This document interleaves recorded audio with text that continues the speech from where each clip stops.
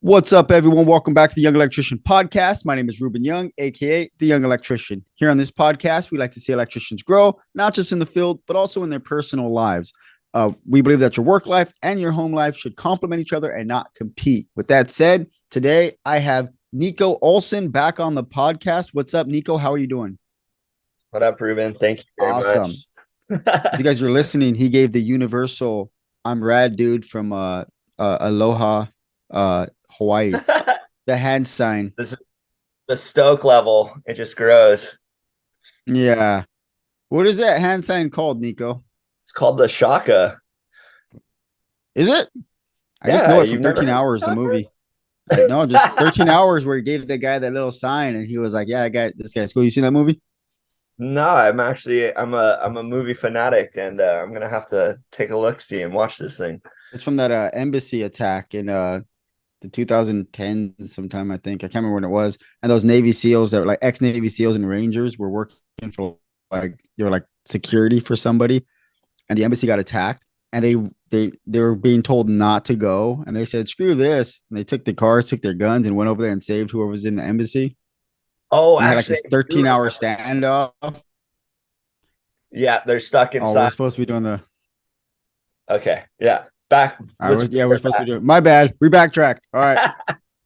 All right. So today we are going to be talking about dealing with difficult bosses. And I've had a couple of questions on Instagram regarding this. And I know personally, and Nico knows personally, that dealing with just people that are difficult in general, especially bosses, foremen, lead men, people that are making your life more difficult. Because what happens? You don't like your job, you don't like your situation, you start bringing that over into your home life, and that starts disrupting your home life, and it just throws everything off balance. And the reality is many of us aren't taught what to do in these situations, and we end up bearing the brunt of that. So what we want to do is we just want to talk about some of our experiences with dealing with difficult bosses, and hopefully give you guys some tips and tools on dealing with these particular situations. Because like it or not, if you're an electrician, if you're in the trades, if you work anywhere, if you deal with the people, you're going to deal with difficult people, and it's really important that you learn how to handle these situations. All right, so let's start off. Nico, do you want to start with any of the stories we were talking about earlier, and Yeah. just hop right in and share some stories of your experience?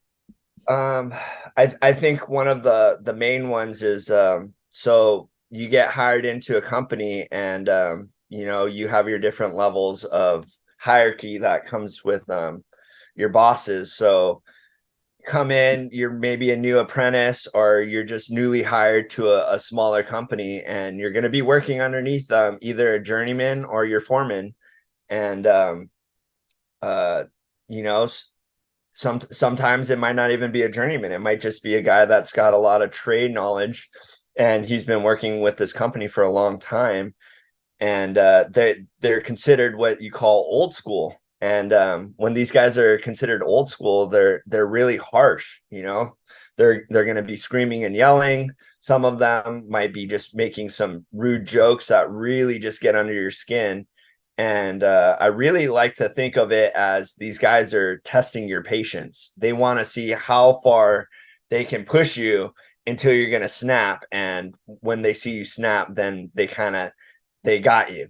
They got under your skin. They want to see what you can and cannot do, and under pressure. And these are the things that, like, mentally can really disrupt your Yeah, production and how your attitude is going to be towards work.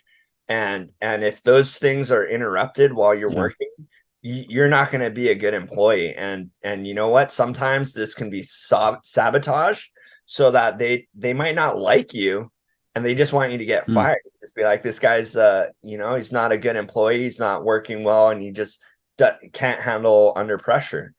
And yeah, when these things come up, you need to be aware, and you need to be ready to handle these situations. So I think the first one I can give up on a story would be I was working under this journeyman, and there's a difference between joking around and then taking things a little too far where it really gets like under your skin, and yeah, this journeyman was a little old school.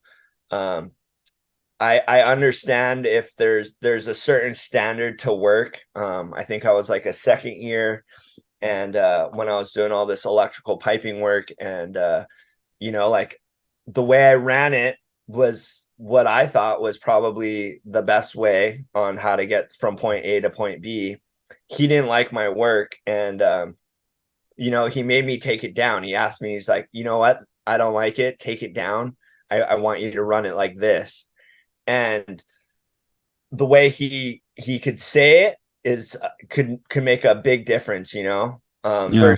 versus how someone could be super rude and be like, you know what, like, dude, your fucking work is shit. I don't fucking like it. You're a fucking turd. Get that shit out of here, Yeah. and that could change your whole attitude towards things.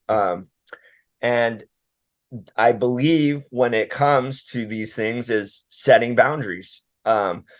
When you start letting these guys start telling jokes, and then things don't really set well with you, you really kind of are, because since you're so new, you just think, oh man, I'm the new guy, I have to just let these guys kind of run over me.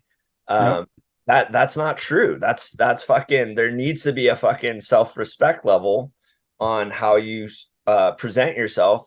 And if not, if you cannot hold these boundaries towards people on um being strong and kind of having a thicker skin versus um understanding what crossing the boundary is, they're gonna take it, and they're gonna just keep going, and then your attitude will ultimately just kill you in the long run when it comes down to this. So No.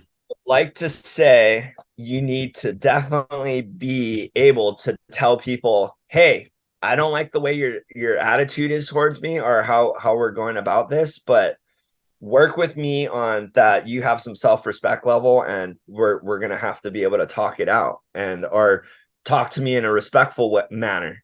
um there is able to like still joke around and be cool, but when people start trying to get under your skin about things, like maybe you brought up some personal life about home, like, hey, I was fighting with my wife, and then then they're bringing up a joke about like, oh, your wife is like sleeping with another dude, and that's why you're like so distraught, like some things don't need to be said.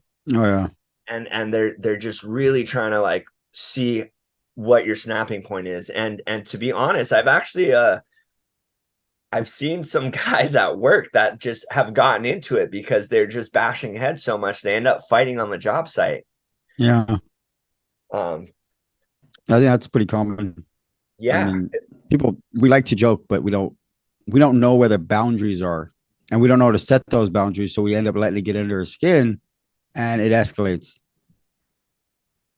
um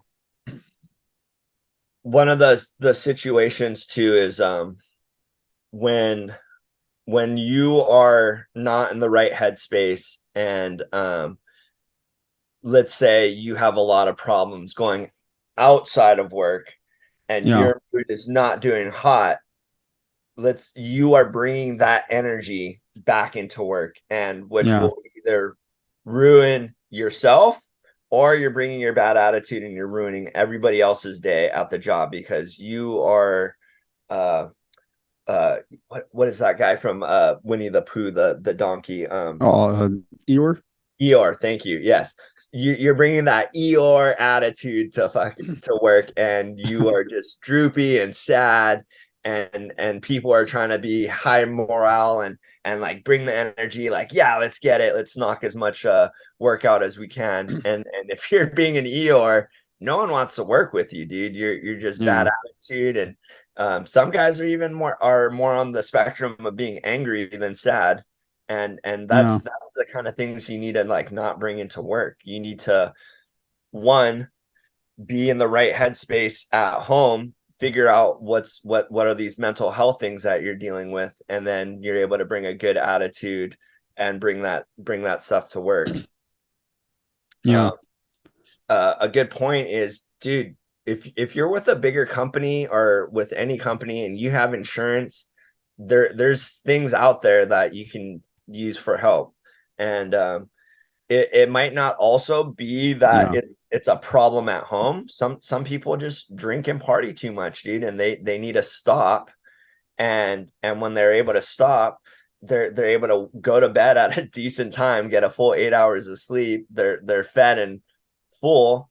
So Yeah. you're coming into work ready to kick butt. But you got some Yeah. guys that are they're out drinking all night, hating their life. When they wake up, just groggy and in a bad mood, and um it could just really destroy your production on your Yeah. company.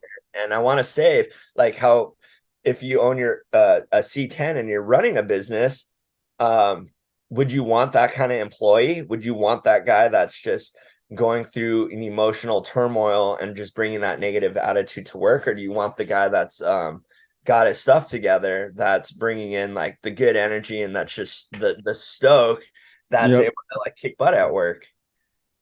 Yeah.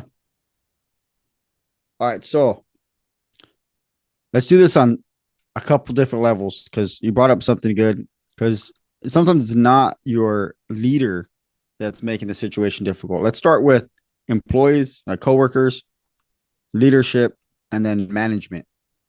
So with the coworkers, yeah, I think one thing a lot of us don't learn is to set healthy boundaries. So you come into a job site, most of us, we fall on one or two sides of the spectrum where I either really want to be liked or I don't want to be messed with. And both of them come from a place of not having healthy boundaries in our own lives. On one side, it's I want to be liked, so I'm going to joke however you want to joke, and I'm going to mirror you, and I'm going to learn from you. I'm going to be a little sponge, and then whatever the bad uh, antics of the person over you, even if you don't like them, even if you know they're annoying, you just sponge it all up, and you become that, and you're just this sickening employee as well, getting under people's skin because that's what you're learning. And on the other side, you got the guy who's super sensitive, and he's like, nobody's messing with me, nobody's talking about me. He doesn't know how to set those boundaries. So anytime somebody messes with him, he's sticking his chest out. Like, hey, nobody messes with me like that. Nobody talks to me like that. He's demanding respect. And they're both wrong. The reality is we have to know what we're willing to put up with. And a lot of us don't know ourselves that well. And I'm a Christian, and I've been a Christian since I was probably like 18 years old. And for me, I did not have healthy boundaries. So a lot of my vocabulary will be affected by my work environment. And it took me a long time when I first became a Christian to stop cussing, right? And it took a while. It took somebody calling me out, but growing up, I cussed like a sailor, and that was just my vocabulary. It was just a part of my vernacular. And when I became a Christian and I was finally able to work on my language, which took a while, when I became a construction worker, it started to falter, and not like dropping F bombs or stuff like that, but in how I talked to people and how I joked around with people because I didn't have those healthy boundaries. And I wanted to be one of the guys, but at the same time, I didn't want to, talk like them in certain areas. But because I didn't have those boundaries, I was starting to take on some of their personality and how they joked. And I noticed how ashamed I felt because I would stop talking about, I'll stop talking about church. I stopped talking about the Bible because I felt so ashamed that I was such a bad representative of, being a Christian. I didn't realize that at that time that, hey, if you're a Christian, it doesn't mean you're perfect. It means it means you're a sinner saved by grace. It means you you realize you can't do it yourself, right? So I realize now, like, I'm not supposed to be some perfect person, but I'm supposed to progressively get better and to take off this old nature and put on this new nature. But at the time, I thought I was supposed to just be perfect because people will tell you that too. It's like you cuss by accident or you do something out of character, and they'll say, "Oh, well, look, like, what kind of Christian are you? You're supposed to be a Christian. why are you talking like that? Why are you saying that? And yeah, that really gets under your skin because your character is now in question, your authenticity is now in question. But I know what it's like to suck that stuff up like a sponge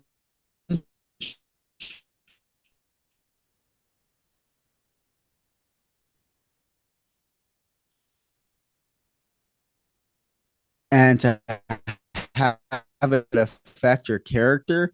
And this seems freeze. You still there, Big Nico?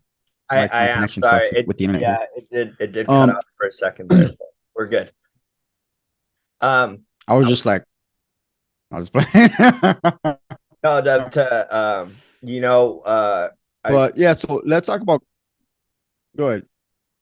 yeah, I wanted to that was really good because you're 100% right on we are mirror images of God. We're not perfect, so understand Yeah, everybody's meant to like mess up. yeah, We're meant to uh we're not going to be perfect, and because we're not going to be perfect, we take some time on trying to establish these habits. And yeah, when you're a new apprentice and you're trying to bring this understanding in that, hey, setting healthy boundaries, understanding what is joking and what is too much joking, like there's certain jokes you're going to be telling at the job site with the guys versus you're not going to be telling the same jokes with your boss, right? So having that healthy boundary oh of yeah, understanding what is okay at a certain spot versus when you're more in the I guess business aspect. Now, it would probably be better in your interest on understanding you telling being able to tell stories and jokes that are for everybody. And it ultimately comes down to this is where your character is will be questioned or in play is what kind of person do I want to be? Do I want to be just that worker that is just down and dirty? I don't really plan on trying to be a lead or a foreman. I'm just there to get in, make the money, and get out. Now, yeah, it's cool when you're young, but when you start getting towards the older age, I can guarantee you're going to be one of those guys that go, you know what? I should have been a lead, or I should have been trying to promote myself because I hate my life on that. I'm getting old yeah, and my elbows are starting to hurt. My hands don't work as well as they used to. And installing pipe in 100-degree weather is not for me anymore, you know? So yeah, you need to ultimately be able to plan ahead on where do you see yourself growing with this company? Where would you like to be at? And then having those standards on what I need to do to get there. Now, yeah, okay, like you said, there's the guys that are in there that cannot take jokes and they're so serious and no one really wants to mess with them because it's just like, dude, you're so sensitive, you can't take a joke. Um, yeah, you're obviously fighting some stuff inside you that you're not able to talk about, and you want to have respect. But look, respect is gained when one, you have confidence, and this second part on you're able to knock out goals and things for your job that gain respect. So let's say your yeah, boss gives you a job on you have to run conduit and you have to pull all the wiring. If you're able to knock this out in a nice, timely manner with the fact that everything is done correctly and it's nice and neat, then yeah, you're yeah, gonna you're gonna gain respect for that. But if you're the guy that's just talking story and slacking off and like if you're too serious all the time, no one wants to mess with you. That's the other aspect of it. It's like you need to be a good worker, you need to be a good team player on being able to yeah, joke around and be able to take jokes a little bit too. So finding this yeah, balance, going to be able to, you need to look at it from an outside perspective. If it seems like not many people are messing with you, you need to ask yourself, am I too serious? Or the other thing is, am I joking around too much and I just don't have that respect because everyone's just thinking I'm just the company clown that just is cracking jokes, and I'm hanging out in the porta potty for an hour, you know, like it's what Write where my thesis on the wall. some notes to the other trades, you Yeah. know. uh Dear diary. yeah, or maybe you're an artist and you like to draw uh Stuff. bodies, yeah. Stuff. Um,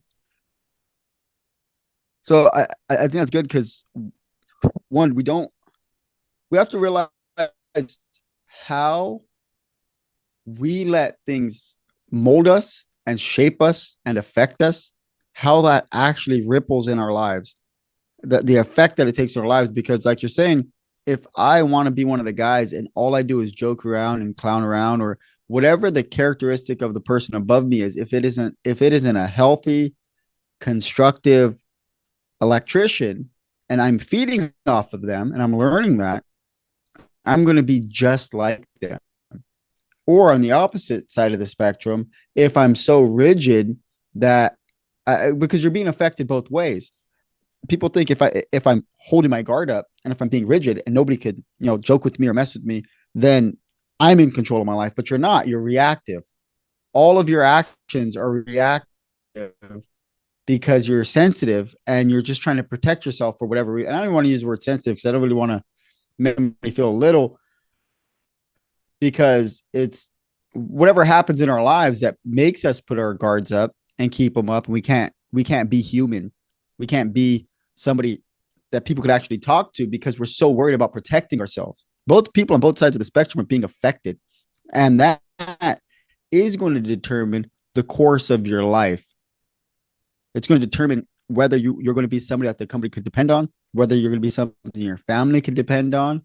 Because imagine this, you love your family, you got your wife, you got your kids maybe, or you're living with your parents or something, but you're trying to establish your life out here, but your life is being directed by how you are being molded at work. If you're somebody who's being, what's the word? Somebody who's just pliable, somebody who's what's the word?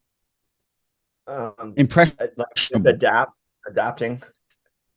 But if you're somebody who's impressionable and you want to take care of your wife, you want to take care of your kids, but you also want to be one of the guys, and the guys at your company aren't somebody you should be looking up to, then that's going to veer the course of your life. And maybe you're going to get laid off with those guys. And then they're not paying your bills. You're going to be sitting at home because you wanted to be an idiot at work. And yeah, so I think I think an important thing to know is when dealing with coworkers, you have to be able to set your own boundaries. And a good way to start to set your boundaries is you have to start recognizing how you feel about certain things. I know we don't like talking about how we feel because it sounds lame. We're construction workers, we're men, we're tough, but really you're not. You know who you are when you go to bed at night. You know the things that get to you, right? And if you have the humility to be able to admit these things, then that is the first step of gaining real responsibility and ownership over your own life. Because if you're talking to people at work and they're offending you by how they joke, or they're making you feel uncomfortable, or they're making you feel irritated or angry or whatever it is, and you might be the person to try to brush it off and like, oh, I got tough skin and it's okay. But the reality is, oh, maybe I should answer this call and tell him I hate him for calling me. But you're like it's the weekend. Sorry, boss. I don't. Yeah, stop calling me. This is going to cost double. But if you're not recognizing how something makes you feel at work, somebody's getting you irritated, somebody's getting you on edge, and you're just trying to pretend like you have tough skin, but it sticks with you throughout the day and it's irritating you throughout the day. That's something you have to be aware of and you have to pay attention to. Now, when somebody's joking with you or talking to you or even putting you down, because people put each other down, people will talk mad smack about each other. And I mean, 1 foot over the line talking smack. And because people do like to, they like to play chicken with each other. And some people are just involved with it and they don't even know what the heck they're doing. They don't know to stop. they're just like, I'm gonna crash this car. But Yeah, they take it when beyond what it should be going. I'm joking. yeah. So if Yeah. somebody is saying something, if somebody's saying something or talking to you or treating you in a particular way and he's a coworker, the best way is the direct way to deal with this. You have to actually tell them, and you have to be okay with people not liking you. Don't be an a-hole about it, but you have to be okay with people not liking you. And you have to tell someone like, hey, like, we're cool.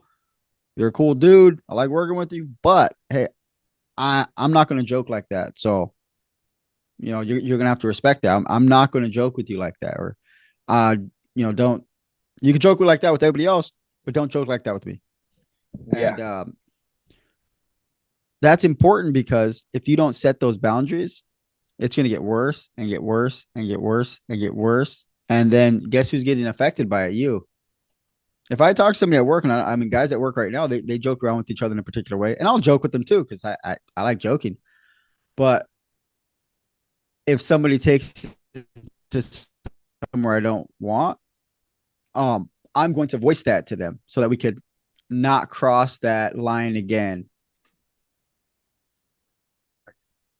Uh, going Got off. anything else on coworkers, Nico? Yeah, no. Going off of that is having that healthy boundary. A lot of times too is when we're trying to establish that boundary, we don't have the confidence and we're afraid of the outcome. And we are Yep. since we are afraid of the outcome, we don't want to have confrontation.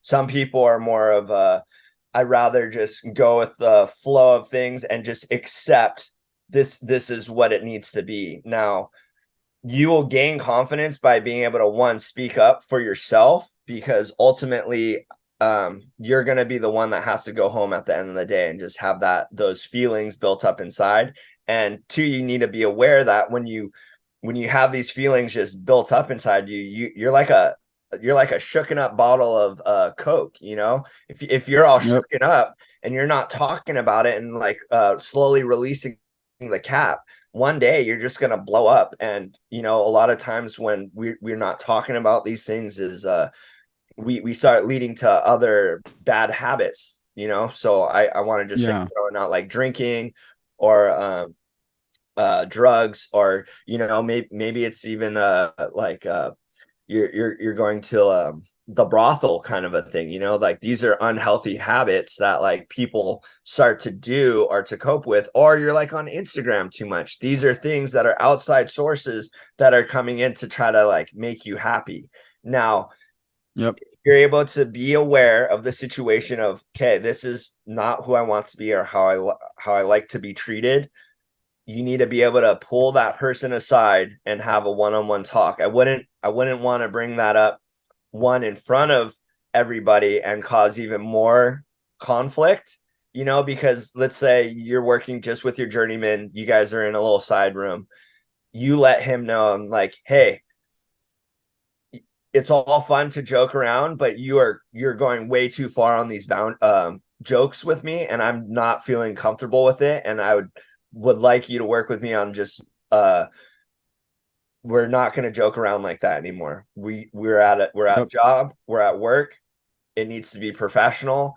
I don't mind joking with you on certain levels right here, but I'm going to be calling you out when it's time on you're taking the jokes too far. And a couple times Yeah. on uh I've had definitely with journeymen where they just are trying to get under your skin and saying some stuff. And it's how you need to tell these persons about your boundaries, because I do remember a few times that I was so upset. The way I said it was, you better not be fucking around with me anymore or joking like this, or I'm going to end up kicking your ass later. Like I literally Yeah. for you in the parking lot, and we're going to settle it this way. And you can't be threatening somebody at work like this. And you need to be able to come level-headed, strong, confident that you're going to be able to say your point. And if the person you're working with isn't receptible to listening to what you're asking for, as just anybody in general, you should be able to talk to someone in a calmly manner, not raising your voice, making eye contact, letting them know what's going on. And if they're not receptible to it and they don't want to listen and they want to talk back still, this is where the point is, maybe you need to either talk to HR or someone higher up and have some other ways of it's gonna get settled, where you got to tell your boss, I can't work with this person anymore. They don't want to listen to what I have to say or have respect for me, and I have too much respect for myself to sit there and just let this guy run all over me, or our girl, whoever's above Yeah. you, telling you what to do. So Yeah. you need to ultimately tell yourself on how would I like to be treated when it comes to these situations. And most of the times, dude, people will be receptive of being like, oh shit, I didn't know you felt that way. I didn't understand my Yeah. jokes were going that far. My bad. I'll work on it, because a lot of times they Yeah. don't want conflict either. They don't want to hear like, oh shit, this guy might take me to HR. Like maybe there's something I need to look at. And I thought this Yeah. guy had tough skin and can handle these dumb jokes, or just And jokes. sometimes they just realize how stupid they look. They're just like, oh, like, because if honestly, if they're joking around because they pick something up, along the way, and you're like, hey, dude, don't joke with me like that. It's not, that's not cool. It doesn't even, it's not funny. It's not cool. Let's be prepared. We could joke or we could talk, but not to that degree. If you keep doing that, they're gonna feel stupid, and they're not gonna want to joke like that with you anymore. And maybe just because they're your journeyman or they're working with you, I mean, it doesn't mean they got their life put together. Doesn't mean they're in control of their lives. They're just acting like everybody else. But I do think the first step, the next step after talking to them, if somebody doesn't want to change and it is affecting you, I would say you need to talk to your boss and just tell your foreman, hey, I can't work with this guy anymore. Put me with somebody else. Yeah. And I know there's a fear of job loss there. There's a fear of being ridiculed there, because sometimes your foreman doesn't have your back, right? Your foreman's just another Yeah. guy. And there is that fear, but you have to count that cost for yourself and really determine. Maybe you could talk to somebody outside of the workplace, say, hey, this is my situation. Hit me up. I don't care. I'll talk to you. And this is how my boss is. And I don't think it's going to be effective if I talk to him, because you have to decide, do you even want to stay in that company? You really have to Mhm. think this out. A lot of people, we trap ourselves. We think like, man, I work with this guy. There's only like 4 of us here, so I don't have anybody else that I could work with. My boss is a D bag. So if I talk to him, he's not going to care because this is like his top guy over here, and I'm going to be talking crap about his top guy. So I feel trapped. All right, look, you're in control of your life. You need to start looking for another job. If you're an apprentice, you need to start talking to the apprenticeship about getting out of that company. And if you don't take ownership of your life in this way, you will not have ownership in your life. And that's just that you are choosing to not have ownership in your life. After hearing this, if you don't take ownership of your life, you're choosing to not have ownership of your life. And you're going to be stuck in those situations, and you're going to go in life wherever these things decide to take you, wherever the outside influences decide to take you. That's exactly where you will be in life, and you'll never be where you want to be. So if it's with a coworker, you do need to take the direct approach, which is always the good approach to take. And if they don't want to listen to you, you need to bring it to your foreman, and you can decide after if you want to take it to HR or if you want to find another company and leave. You do have to understand that HR is not there for you. This is something really important. HR is not there for you. For the company. HR, and you can look this up, dude. HR is there for the company, and they're there to protect the company from any future liabilities due to disgruntled employees. So they're there to protect they're not there for you. There is no confidentiality when you're talking to HR. Yeah. Anything you tell HR, the company will know. They're the company's eyes and ears. So just know that if you are bringing a complaint against a fellow employee, then that will be heard and that could be taken care of. But you do have to watch how you bring it to them, how much you're complaining to HR. Because if they think you're just somebody that complains all the time, they're just going to lay you off. That's just the reality of it. Yeah. You Um, you you are a cancer to the company, and they don't yeah, want that. They want someone that's going to be showing up and just doing the work. So yeah. But if somebody is being difficult at work, then you do need to bring it to HR. I just want you guys to understand that so that you don't make the mistake of thinking HR got your back, because they don't. They don't have your back. They have the Yeah. company's back. And if it's in the company's best interest to remove this other employee that's being difficult, they'll remove him. And you definitely need to be aware of if you're complaining to HR about a foreman, or let's say like How the do you main know that, Nico? Let's play. Well, Let's let's play. go back in time here. Well, a situation where a company where me and Ruben worked at, you We're gonna talk know, about foreman now. Let's move straight up. Go ahead, yeah, big dog. the foreman, there's some things that were said, and it didn't sit well with me, so I couldn't go to him and be telling him like, hey, this being messed up on how you're like talking to me about it. So I brought it up to HR, and of course it turns out that HR and this foreman were actually friends, and there was supposed to be some confidentiality there, but in Uno reality, reverse. yeah, the next day I get he comes and confronts me about everything, and was like, hey, why was this brought up to HR, and I was just like, well, we talked about this and you continued, and I Yeah. don't mess with this deal. Yeah. um Basically, yeah, I ended up getting let go later on after I finished up all my tasks, and they wanted to downsize a little bit, and I actually kind of look at it, Downsized by one.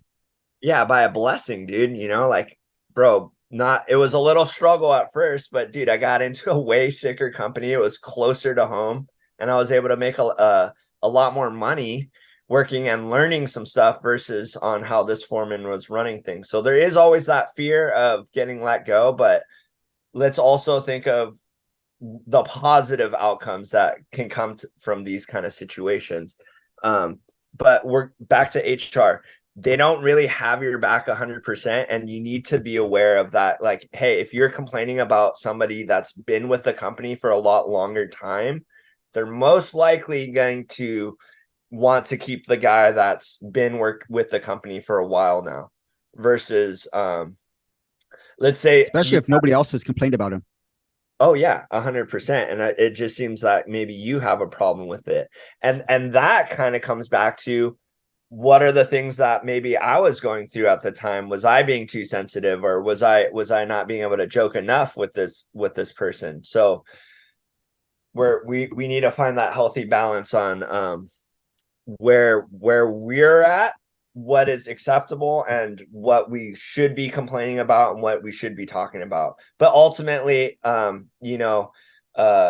being a good guy, and a good worker, and if other people see this is what I would like to communicate to, dude. You guys should be networking with everybody in your company, dude. You get their numbers, you start having connections with people, and when the time comes, if you are ever afraid that you lost work, you can reach out to your fellow electricians and like maybe some old foremans, and dude, Yep. they'll have your back, and they will bring you to other companies, and there you won't have You know that what's fear. funny is one of uh the guys that got let go of that same company ended up taking a couple of us with him, because the company he got placed in after was a prevailing wage company.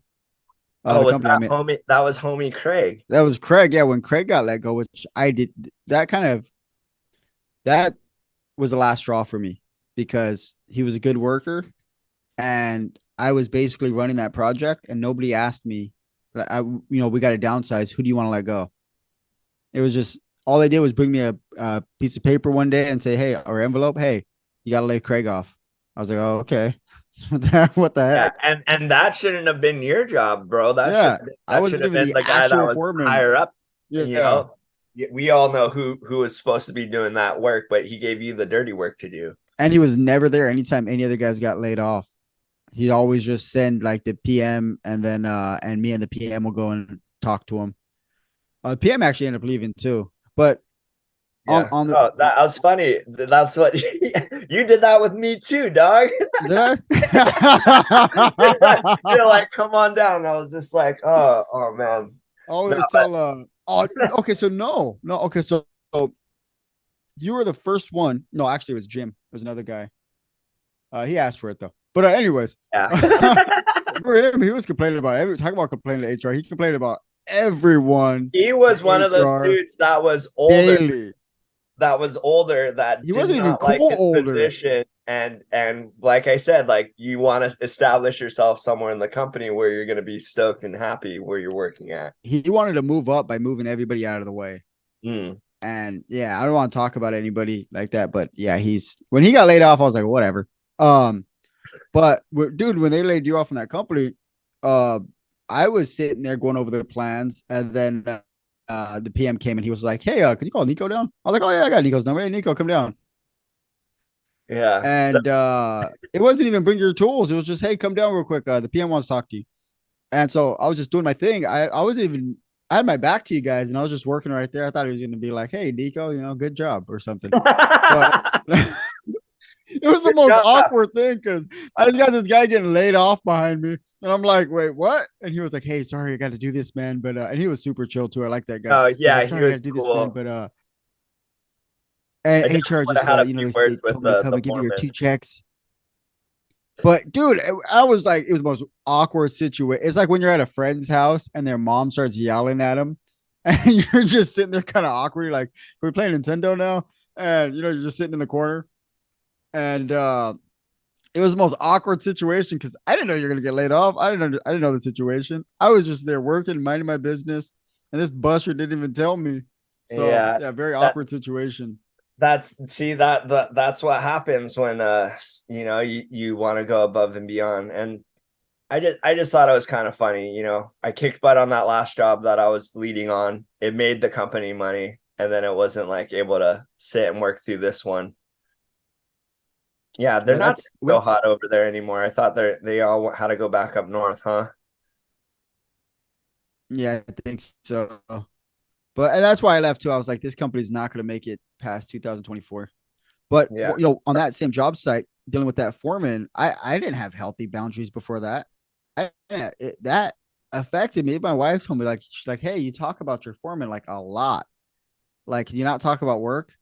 Because he would get he was I don't know if he was bipolar or if something, but so this foreman would come in and he would have an attitude for absolutely no reason.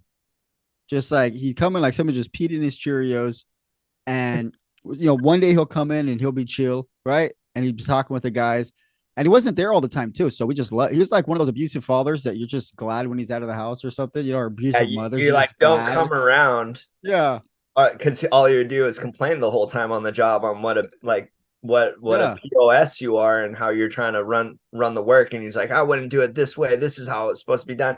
Well, if you're not there and you're not Yep. communicating and having like a good attitude, like why are we gonna be wanting to work for you and like doing Yeah. a good job? It's more you were setting your guys up to like not want to work for you and not show up for a good job. And Yeah. So yeah, that's another thing I want to touch on, but I'm going to finish the first point. It did get to a point because it carried on for, I don't know, maybe 9 months, almost a year. And because me, it was a prevailing wage job. And I was pretty secure there because I was, helping run the entire thing. So I was like, this is kind of cool. And I do kind of have tough skin. So, I mean, he comes in all mad, like, you're not going to talk to me like that. But, he is talking down to guys and make guys feel stupid. And I didn't like it. But at the same time, I'm like, okay, he's the foreman. What the heck am I going to do? And I'm on this prevailing wage job. So it's kind of nice. So I try to keep the guys' morale boosted up. But it did get to a point where I noticed it did get under my skin and I was being affected by it. And it was messing with uh, my morale and how I wanted to feel, how I wanted to work. So me and another coworker, we were talking about it. We're both pissed. So I was like, screw it, dude. I'm kind of in charge. So I'll go talk to him. And I said, hey, dude, we got to talk. And so he comes, he's like, all right, let's talk. And this guy's a big guy too. He's not a little, he's not some little dude. This guy's a big old, he's juggernaut got looking some dude. weight And behind him. and yeah, and he's kind of, you can tell he has some emotional issues. He has some emotional issues. You could tell this guy gets angry quick. Um, so I just tell him like, hey, dude, you suck to work with. You suck to work with. Like nobody, everybody hates working with you. And the reason why is you have a pissy attitude all the time, dude. Like your attitude sucks 90% of the time. Once in a while, you come in and you're chill, but nobody knows what kind of attitude you're going to have when you come in. And then you come Walking in on most of the time with a eggshells. pissy attitude. Yeah, and people are walking on eggshells, and you're stressing people out. You're making it really hard for people to work or to want to work, and I'm like, we can't do that. I'm like, you're gonna have to change your attitude. And all I said was like, no, you think I have a bad attitude 90% of the time? It's not 90% of the time. And I said, okay, maybe 80% of the time, but it's too Either way, it much. was enough to affect everybody and just Yeah, make their and, days bad. and I told him like, look, you can't do that. No, nobody even knows why you're in a bad mood. And I asked him, I was like, is something going on in your personal life? I Mm. asked him, shut up, is something going on in your personal life that you're bringing to work because you come in with an attitude for no reason at all. And then everybody has to kind of walk on eggshells because you're being, a little weenie that day. I didn't say weenie. I don't want to get beat up. But I was like, but I was like, and you're not really, you don't have control over your emotions, basically. I said, you just get angry or you get frustrated. And there was one job site. I'll get back to the story, but there's one job site I was doing. We were demoing some, we're safing off some electrical so these people could demo this building or part of the building. And he got frustrated right when we got there. I have no plans really. I have no idea what we're doing. There's about 3 or 4 of us there. And he gets frustrated because the foreman there of the head company there, the GC, and him disagreed on what was supposed to be safed off and what wasn't. And instead of talking through it and working through it, he says, all right, screw this. And he just walked off the job site. So now I'm sitting there and I got to work with this other foreman on this project that I got no prior information about. And the foreman was super cool too. So we're able to work together and complete that little project. But like this is the kind of emotional issues this dude had where he could not take somebody giving him any opposition. He'll either get really mad or get really upset, and he'll just walk off and not deal with it. He'll either push his weight around or walk away. So when I got a chance to finally talk to him, he did. I want people to know this. He did start to change his attitude. It wasn't fully effective. Nobody's going to change overnight, but I noticed he started to change his attitude. And then I had another conversation with him because it started to happen again. I'm like, look, dude, nobody's going to work for you. I was like, I spend the majority of my time trying to keep the morale up for the guys because nobody wants to do a good job for you. And that was another thing. When I first got to that job site, nobody wanted to do anything because everybody hated this guy. Nobody wants to do a good job for somebody like this. And most of the time I spent there was trying to boost the guys' morale, trying to get them to want to work. And this dude made sure that was an impossible task. He did everything to work against that. But when you are in these situations with these foremen or these type of people that are difficult, you have to be direct with them. And I know for some of us, we don't want to be direct. We don't want confrontation, right? But Yeah. you have to bring it to somebody's attention because sometimes nobody has ever told them that their attitude is a problem. No one's ever told them the way they joke is a problem. So they think everybody's cool with it because everybody's kind of just bending the knee and trying to keep the peace. And when you bring it to somebody's attention like this, a lot of times they do take it to heart because it's the first time they're hearing it. They're not just some a-hole that, is being told this all the time and doesn't want to change. A lot of times they've never heard it from anybody.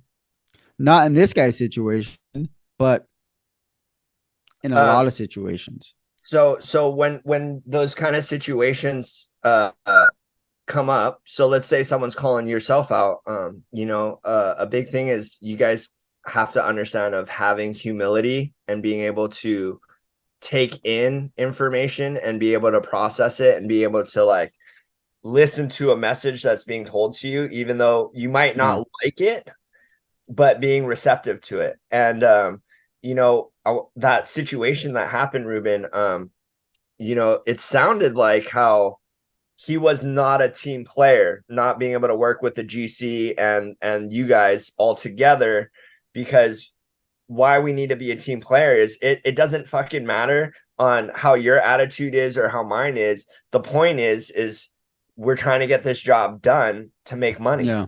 Yeah. And if we're not doing this as quickly and as professionally and doing the job correctly, then we're wasting money, we're wasting our time, and we might not be getting those future jobs in the future, Yeah. working with that same GC, because Yeah. his attitude just didn't click with someone else, didn't want to hear it. And those kind of situations can either make or break you just because Yeah. of how your attitude is towards how you treat other people. Treat And, thou neighbor, and bro. you said it earlier. But you said it earlier. This dude was friends with HR. This guy's been in this company for 20 years. So that this is what I was saying earlier. You need to decide, do I want to leave this company? And you can't be afraid of leaving. You can't. There's that old story. I just thought of it right now, but I don't know who the heck it was, but it was like some general or something, and they had some like POWs, right? Mhm. And what the dude did was he let the guys decide what their fate, the POWs decide what their fate was going to be. And this is a great story on being afraid of the unknown. This is a true story. Um, he let them decide what their fate was going to be, and there was two options. One was the firing squad, and the other was whatever's behind this curtain, right? And do you know how many people picked the curtain? How many Zero. They all chose the firing squad was behind the because the curtain? fear. Just they got to go free. Yeah, yeah. And one of his guys asked him what was behind the curtain, and he says their freedom. And he was like, one, why the heck would you do that? And two, why didn't anybody choose it? And he was like, I did it because I wanted to see what they're going to do. He's like, we fear the unknown so much that we're willing to die. Basically, we're willing to face the punishment in front of us than the fear of the unknown. That's the devil we know is better than the devil we don't know, and that traps us in these bad situations in our life. Hmm. That's a great story. I'm a Thank you. borrow it. I'm gonna Hey, steal just try to just look up the names so you get the names correct. Unlike me, some it. guy somewhere with some people did something, yada yada yada. But that's it. And if you're afraid to leave that company where HR doesn't have your back, the foreman doesn't have your back, do you want to be at a company like that? Because you don't have to be. You need to decide. You need to take ownership over your own life. And I'm in a better situation. You're in a better situation. Every other guy that left that company is in a better situation. And the truth is, if that company had any sense and they fired that guy, they would have had a great team. They had great guys here in LA. They had some duds, but they had some great guys here in LA, and they had great potential. But they chose familiarity over be having some progress. And they chose who they liked more and played favoritism, and they lost a bunch of good guys. And I think all of us are killing it at these other companies that we're at now. Yeah. I don't like to boast on um my stuff. I just got like my 90-day review on my last this new company, and I love how my boss operates and how he works. He's really smart dude, and how it all panned out is just like, bro, you show up to work every day. There's always improvements that can happen, but like I got a 4.5 out of 5, and he's just like, he's all, bro, you're gonna be doing great at this company if you keep showing up the way you are. And um it's one of those things is I have clear communication with my boss. I get along with all my coworkers, and I enjoy showing up to work every day. Like, I'm not bringing a bad attitude. Like, I'm not going to say I'm perfect. Some days I am a little sad. It's like you come in on Monday, you got the blues. You're like, oh Yeah, man, the weekend was too quick. I was having a blast. yeah, And you you just you just in a good place, knowing where you want to grow. You want to be with a certain company, dude. You're gonna be you're not really working. You're just you're enjoying life, and you're like, you're enjoying your company. And I'm confident with these guys Yeah. are gonna be able to build me up, and I'm gonna be in a position that I want to be in. I'm making money. So having that attitude with an old company on just where they could have just let go of one guy instead of everyone and making a bunch of money, that's where loyalty comes into the play with the company, right? Yeah. So are you how loyal are you going to be with your company? Which I could come into safety wise, dude. You guys can't see this on the audio, but I just threw a big zero. I got no company loyalty. I'm loyal to my family.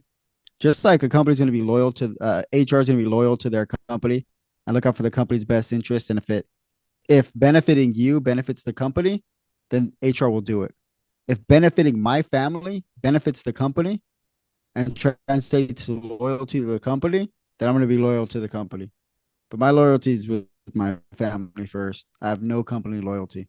If it looks like I'm loyal to the company, it's because that company is doing the right thing and it's benefiting my family. And I'm gonna kick butt and I'm gonna smash for that company. That's where it comes down to also of like, is your company showing up for you? You know, there's the little perks of like, good insurance. Your company's buying you tools that you need.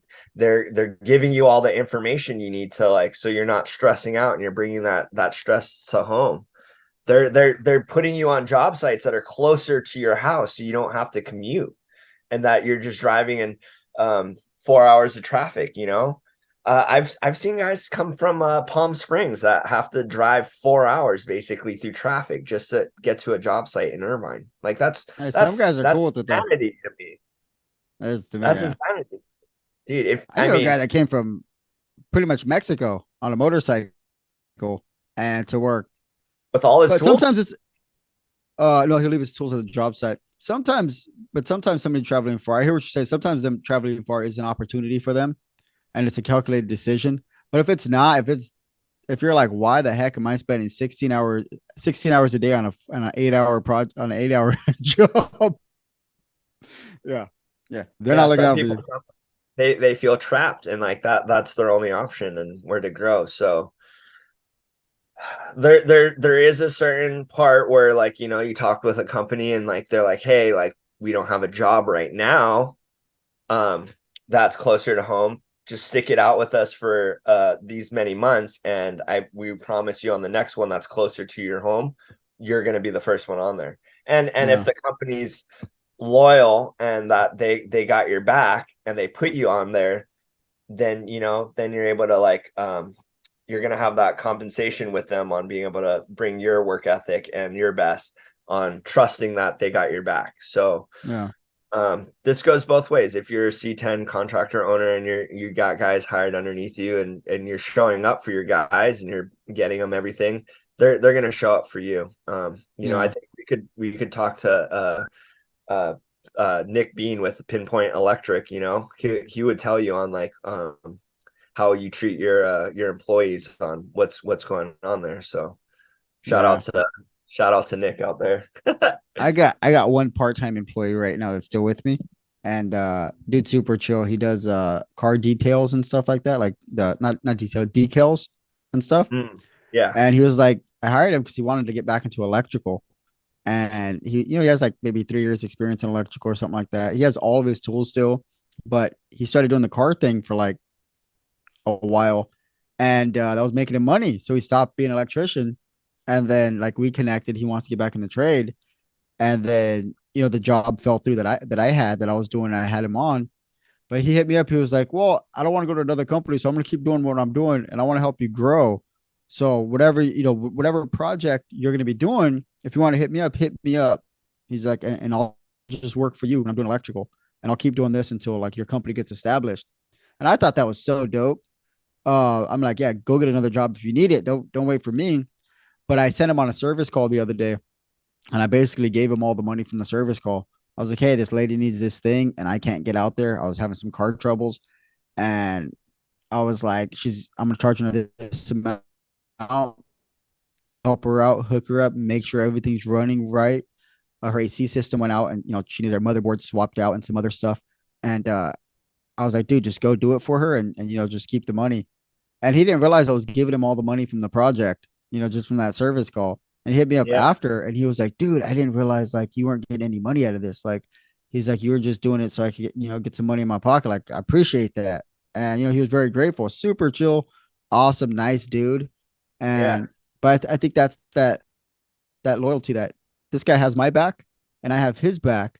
I don't have his back because I'm just some sweet guy, or whatever. Like, I have his back. One, it's going to benefit me, but two, I know that if his family and he gets taken, him gets taken care of, that's going to benefit me and my company.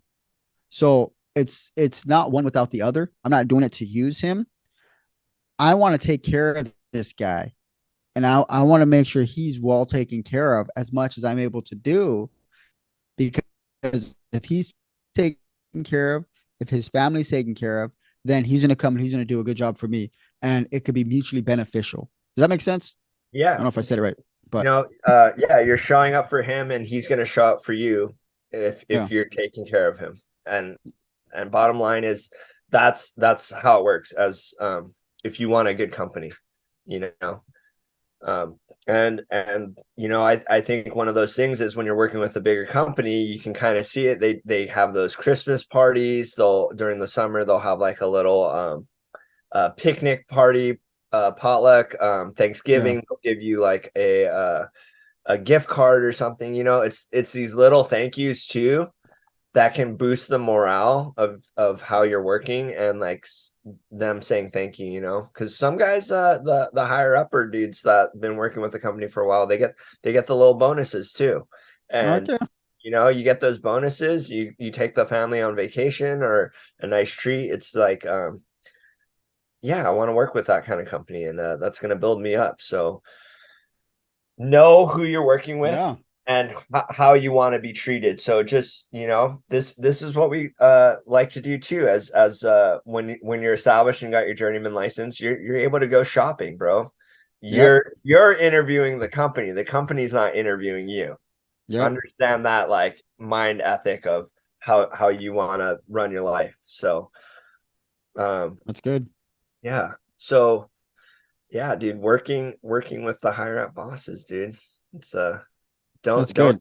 don't take shit, dude. Don't take the shit. Understand how you should be treated and where you can establish yourself in the long run. But all of you out there listening, you have to do the due diligence to gain that confidence and gain those tools in your belt to know how to deal with these situations. Be it Nico or not professionals, these are just things that we have done in our lives and things that we've learned. Um, I recommend going out there. There's a great book called Boundaries, and this guy's stuff is phenomenal. He talks about how to set healthy boundaries in your life. I recommend checking that book out, or other resources, because if you don't know how to take care of these situations in your life and you don't make the decision to go for free on YouTube or the internet and learn how to deal with these situations and better yourselves and take control of your life, then you're choosing to not have control over your life. You're choosing to put your family in the position where they're taking your stress because you're stressed at work. So you have to make that choice to better yourself and to prevent yourself from being in these bad situations. Nico, I think it's been a cool episode. I really Uh, appreciate. can I Go can ahead, I I'll dude. throw in Hop one on, more thing do it. too. Um, great just another great reading too is it's called The Subtle Art of Not Giving a Fuck by Mark Manson. I And can't recommend books with that title, but go ahead, Nico. No, it's playing. okay, I've heard great things about but this book. it's one of those books of where when you're like how people approach you or telling you things, it really is how you should be able to construct an approach of like living your life on not having to take things so emotionally as an inward attack and being able to look at it as a bigger picture and having that confidence when you need to confront people and things like that. Yeah, So that's a good reading. I think they got some audiobooks too that can help you out on that stuff. But just throwing it out there too. You guys could always reach out on like my Instagram or I think you can throw my phone number up there. I don't mind giving phone calls too about mental health things too. And You get prank calls. Nico. yeah. Is this Nico? Oh man, Is yeah. your I actually refrigerator running? my voicemail, I don't know if you remember, but it used to be Your like voicemail sucks. people would call and be like, "Hello? Hello, is anyone out there?" Oh, I'm just kidding. Just leave a voicemail. Oh yeah. it's, Yeah. it's possible. I don't regret being a part of laying you off now. No, just playing. um, but yeah, mental health is a huge part of our lives, and I do waves of recovery also. So if you guys want to reach out you can find us on Instagram or online, wavesofrecovery.org. And um, when you look up these things, we can help you out on trying to find out other mental health therapy things that can help you out on building your life up and building that confidence level. So if you're struggling, please reach out to me, or questions to Ruben about these kind of things, and maybe we can point you out to a direction on getting your life on track and being able to handle situations like this that baffle us, that we're able to grow. So yeah, Yeah. don't fear the unknown. Just take that leap, take the chance, and trust the process. Have faith. Yeah. It's all going to work out. Don't believe, have faith on it. Yep. So So yeah, that's awesome, man. And if I don't ask for this all the time or at all, but if anybody is enjoying this content or these podcasts and they love seeing Nico, then go ahead and give us a review. Give us a review on whatever platform you're on, or give us a rating. I don't have a lot of ratings yet, although I have a lot of people that listen, mostly because I don't ask for them. So yeah, if you guys do listen to it and you enjoy it, then give us a rating. 5 stars are always appreciated. Leave us a review. Tell give us us the how much you thumbs love up and seeing Nico. follow Yeah, the on thumbs up and YouTube. follow. Yes, Yeah. on the YouTube. If I put this on, I have not been putting things on YouTube lately. It's just making thumbnails sucks. I Uh, love talking. I love talking. I hate making thumbnails. So you if anybody did. out there wants to make thumbnails for the Young Electrician podcast, then reach out. If somebody had a degree in digital art, Okay. Maybe this is my calling if right some here. electrician had a degree, Nico Olson, All right. Maybe I should put my don't bachelor's degree. squander your degree. Yep. If we had a nice bachelor degree, oh no. Okay. All right. I'm being called out, and you know what? I will take this challenge. Yeah. I forgot I'll what I was take this. talking to somebody the other day. They're like, yeah, Nico does like we're talking about you doing having that degree. And I was like, what the heck? Why is he not making me Yeah, thumbnails? I do a lot of logos and flyers too. I've been life gets busy, and I'm finally getting grounded again. So I think I can take on a little more responsibility, and I think this was a perfect little time on, I love art, and this is cool. I think I'll take you up on that offer, dude. Yeah, you should do it. Especially I'm gonna yeah. Because I'm not putting anything on YouTube right now. Let's Because let's let's catch up, I don't and want to make let's thumbnails. let's I'll do get like let's get shorts here that and up there. and running again, dude. Let's do it, big dog. All right, Yeah. I'll let you go, Nico Chan. This has been flipping awesome. And yeah, we'll talk later. All right. Man. Peace. Thank you. Thank you.